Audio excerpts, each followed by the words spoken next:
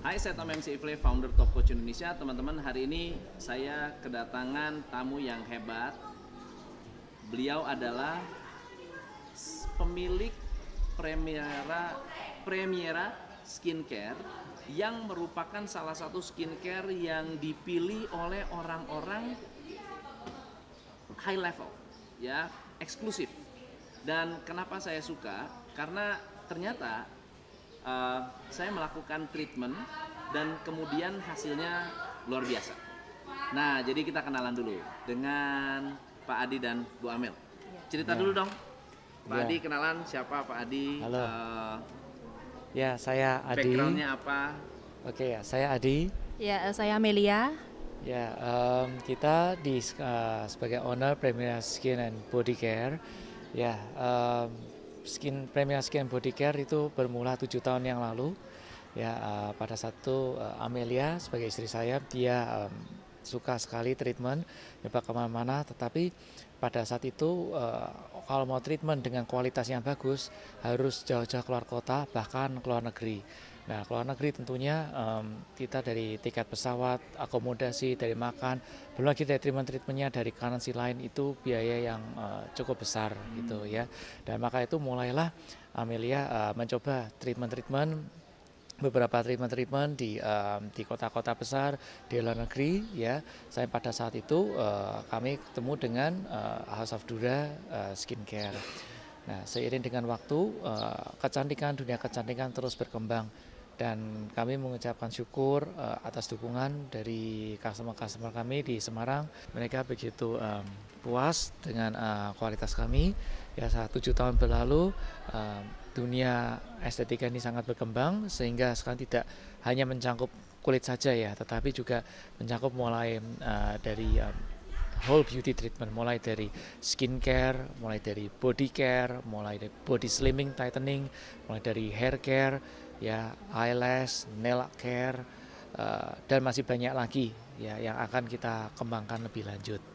Nah, jadi Pak Adi, banyak orang yang sebetulnya tertarik bukan hanya dengan bisnisnya, tapi dengan background Pak Adi dan Bu Amel. Mungkin Pak Adi bisa cerita, Pak Adi ini memang seorang pengusaha, memang dari latar belakang pengusaha, atau apa yang menjadi latar belakang seorang Pak Adi? Oh ya, saya berasal dari Semarang. Saya memang dari masa muda selalu dari SMP ya, selalu dididik oleh orang tua. Setiap kali liburan saya mesti pulang ke Indonesia untuk belajar bekerja. Ya, kebetulan kami juga owner dari Yosan Bubblegum. Ya, jadi pada saat itu kita mulai kerja oleh orang tua saya, kita benar-benar mulai dari nol. Jadi pada saat itu orang tua prinsipnya ya kerja mulai dari bawah, mulai dari nol. Jadi saya ingat saya lulus dari Melbourne, saya langsung kerja naik mobil L300, nginep di hotel-hotel salesman. Waktu itu masih 10.000 per malam. Tapi dari situ saya banyak mendapatkan input, pengalaman banyak dari dunia bisnis, dari marketing, dunia sales.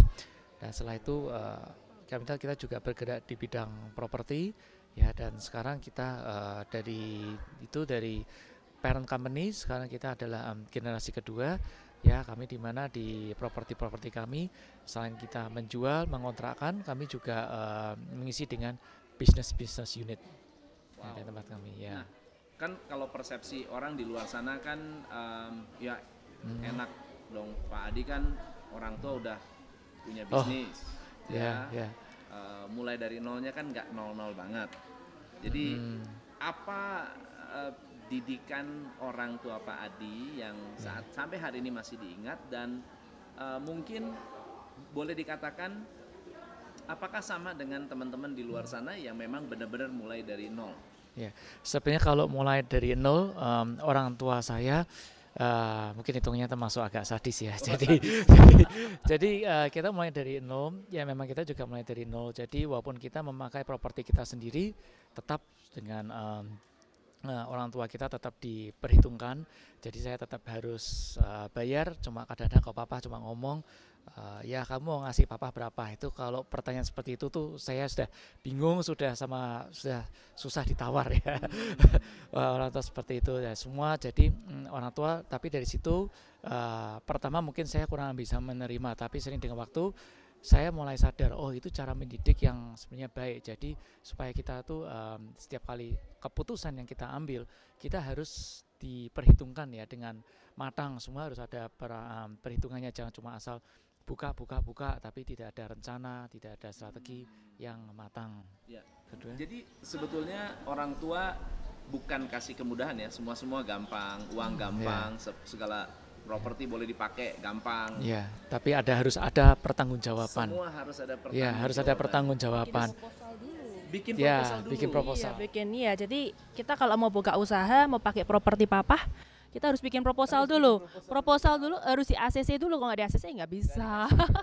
Dan udah bikin proposal, harus bayar pula. Ya. Dan tidak bisa sembarangan. Maksudnya nggak boleh sembarangan. Jadi betul.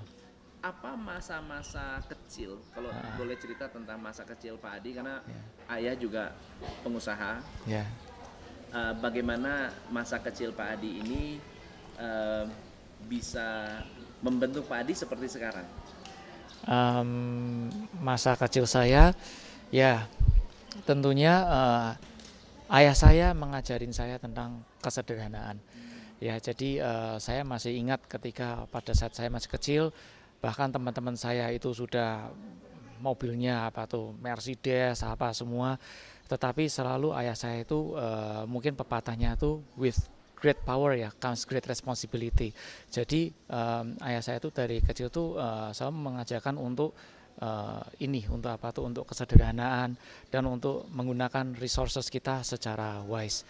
Sekarang saya bisa memetik hikmahnya dari situ ya. Jadi walaupun kita sekarang sudah hitungannya ya kalau dibanding sama orang tua mereka jauh lebih hebat dari kita masih banyak harus belajar. Tapi dalam semua aspek dalam hidup kita itu kita menggunakan semua resources kita semua juga dengan wise ya. Dengan wise. Tapi tadi kalau coach tanya apa tuh prinsip utama orang tua kepada kami supaya untuk berhasil, itu yang harus diingat adalah satu, ketika kita kerja itu kita harus menjunjung tinggi kejujuran. Ya, kita harus jujur, kita harus punya moral integritas yang baik gitu ya. Itu kita ngomong kalau uang nomor 2, tapi kalau mungkin dari kakek saya ya ngomong kalau gajah meninggalkan gading, kalau harimau meninggalkan kulit, manusia meninggalkan nama. Jadi di sini tuh kita harus benar-benar menjaga nama baik kita. Kita harus kerja yang orang Semarang istilahnya ngomong tuh genah ya, kerja yang benar, kerja yang jujur.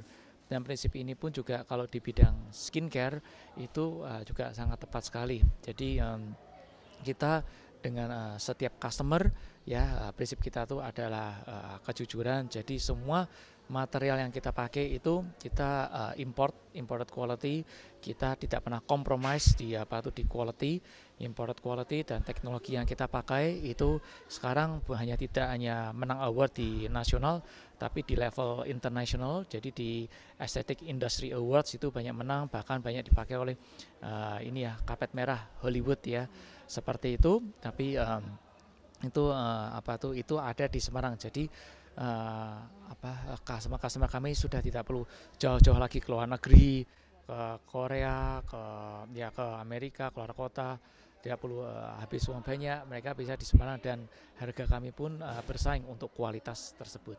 Wow, gitu. Wow. Ya. Keren banget ya. Nah, mungkin Bu Amel bisa cerita tentang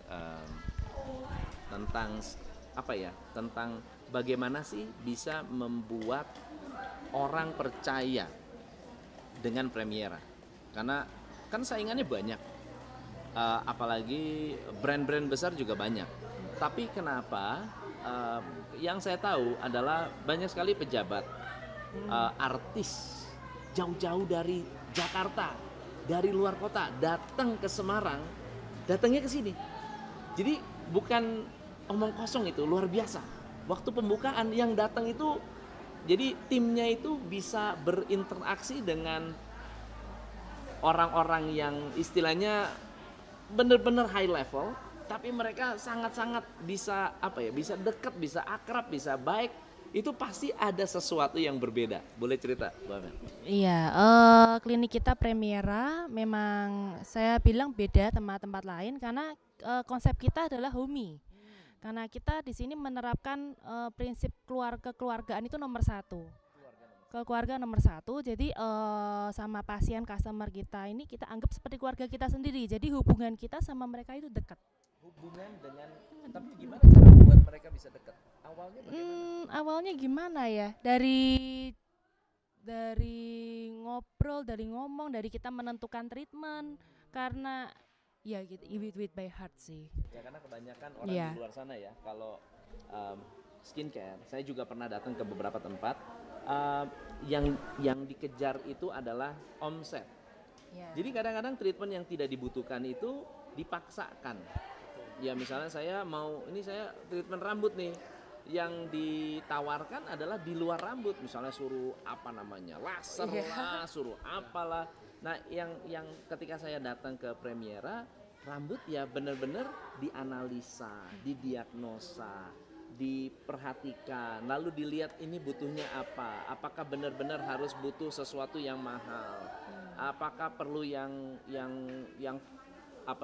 over the top begitu ya, yang luar biasa. Tapi saya benar-benar bisa merasakan kalau saya di Jakarta dengan treatment yang sama, saya bisa mungkin keluar minimum 50 sampai 60 juta. Tapi treatment di Premiera ya di bawah 10 juta sudah sangat-sangat puas. Dan nanti saya kasih tunjuk video before dan afternya. Ya, saya treatment rambut by the way. Ini nanti akan saya buat video khusus buat yang botak kayak saya. Jadi ya memang coach. Jadi kita selama 7 tahun ini ya, saya masih ingat perjuangan awal kami. Ya itu aja satu hari aja tidak ada customer, kadang-kadang satu customer aja kita senang. Tapi di situ semua itu ada hikmahnya. Di situ kita dididik bahwa trust itu is very important ya, untuk customer kita harus value our customers, not just like a number, tapi itu we have to do everything by our heart. Jadi kalau orang tua saya punya prinsip ya, jangan melakukan sesuatu ke orang lain kalau kamu nggak mau orang lain tuh gituin ke kamu. Jadi sama juga dengan bisnis. Jadi kalau istilah orang Semarang ya, jadi kalau kamu nggak mau digorok, jangan gorok orang.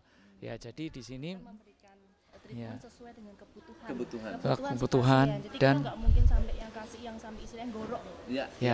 Dan itu juga ada suatu, bagi kami ada suatu compassion ya, suatu passion di mana ketika customer kami puas melihat hasilnya, melihat perubahan, dan itu juga tidak hanya di wajah saja, di body mereka, di rambut mereka, tapi dari bagaimana mereka menjadi confident, menjadi percaya diri, di mana mereka berinteraksi.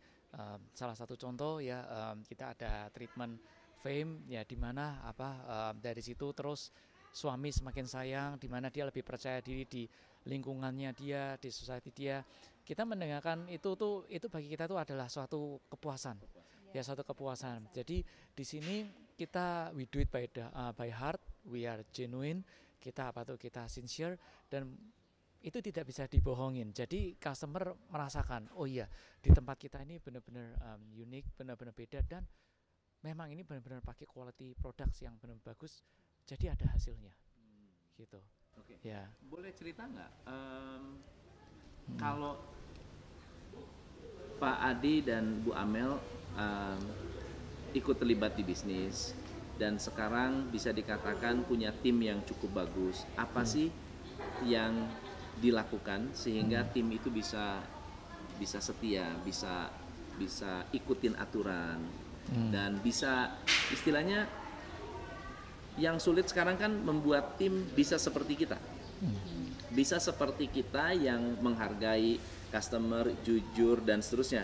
Gimana sih cara Pak Adi menularkan nilai-nilai tersebut ke tim sehingga tim tuh bisa juga kayak memperlakukan customer tuh seperti, bukan hanya seperti raja tapi benar-benar seperti keluarga.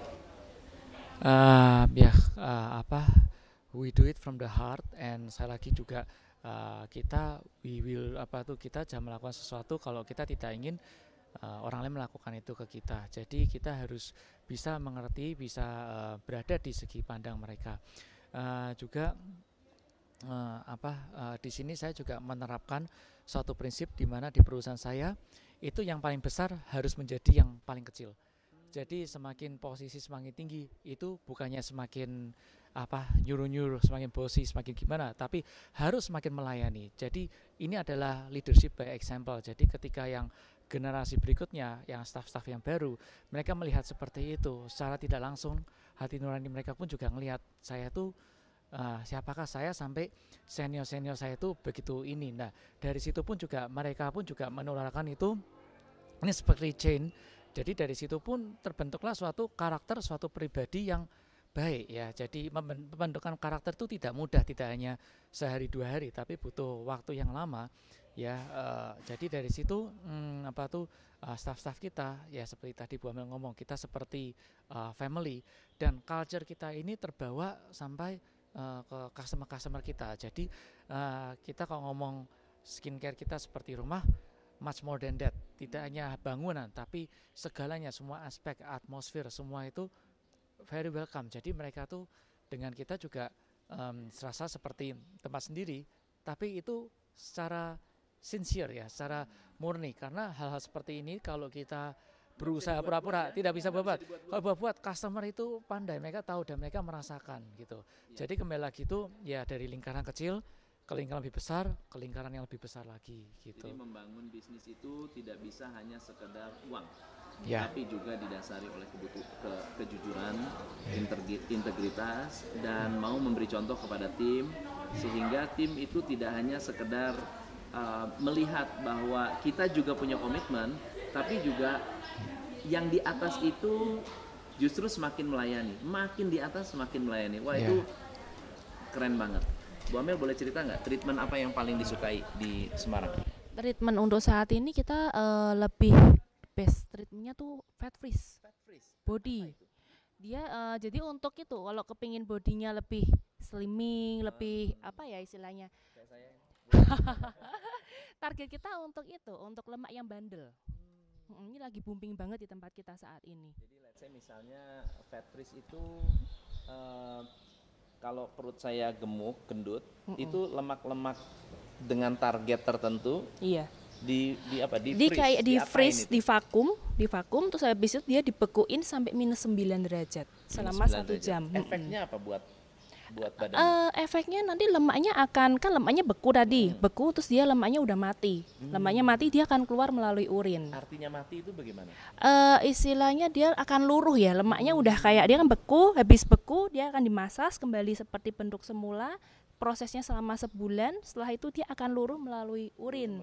Terus selama sebulan nanti akan notice, celanaku kok udah longgar. Apa bedanya dengan misalnya sedot lemak dengan beda. Apa bedanya apa? Kalau sedot lemak tuh kayak semacam operasi juga invasif kan. Kalau ini nggak invasif.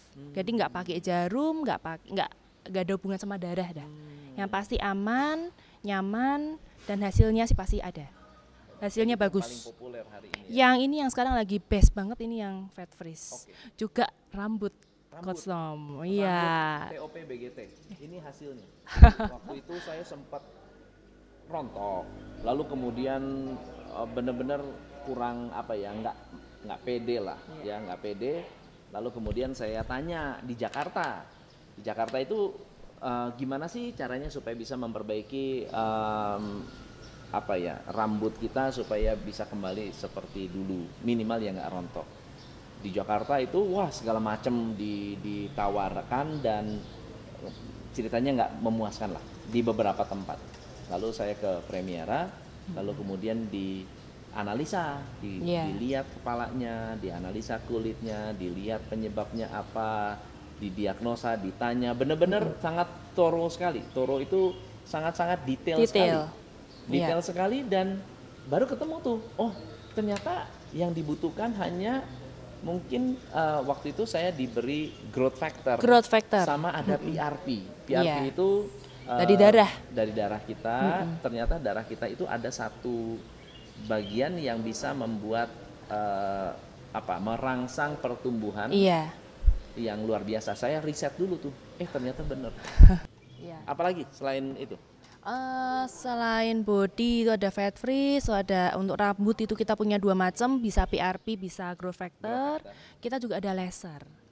Laser ini problem utama untuk para wanita, khususnya yang usia mulai menginjak 40 kan dia udah mulai kadang keluar flek gitu kan. Terus ada pigmen, ada melasma. Soalnya freckle itu kan pigmen tuh macamnya banyak banget.